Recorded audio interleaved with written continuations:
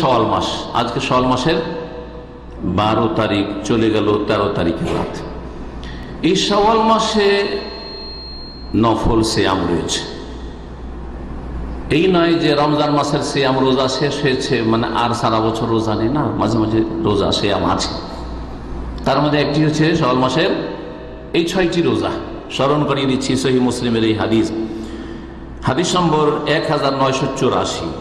নবী মোহাম্মদ রাসূলুল্লাহ সাল্লাল্লাহু আলাইহি ওয়াসাল্লাম থেকে আবু আইয়ুব আনসারী রাদিয়াল্লাহু তাআলা বর্ণনা করছেন, বলছেন রাসূলুল্লাহ সাল্লাল্লাহু আলাইহি ওয়াসাল্লাম যে মান সামা রমাদান, যেই ব্যক্তি রমজান মাসের সিয়াম পালন করলো, রোজা রাখলো, সুম্মা আতবাহু সিত্তাম মিন শাওয়াল, আর তারপরে 6টি শাওয়াল মাসের সিয়াম পালন করলো, রোজা রাখলো, 6টি রোজা রাখলো। এখন মাত্র 12টি গেছে, এখনো রাখতে পারবেন 6টি দিন। হ্যাঁ, এই 6টি রোজা রাখলো। যদি এই 6টি রোজা রাখে, রমজান মাসে রোজা রাখলো আর এই 6টি রোজা রাখলো, কানা কাসিয়াম মিদ্দাহর, কি পাবে?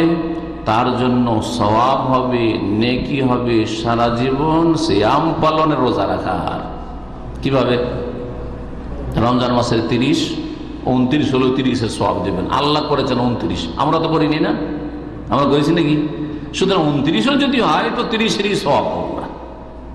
আমরা প্রস্তুত আছি 30 টাকা। আল্লাহ যদি 30 মাস করতো, আমরা 30, আল্লাহ আমাদের কিছু ডিসকাউন্ট দিয়ে দিলেন, তাই না? 29-এর চাঁদ হয়ে গেল, 30 ওইদিকে হইল, আর 6 কত হইল? 36। 36-এ 10 দিয়ে গুণ দেন, কত হবে? 360। আর বছর কত দিনে?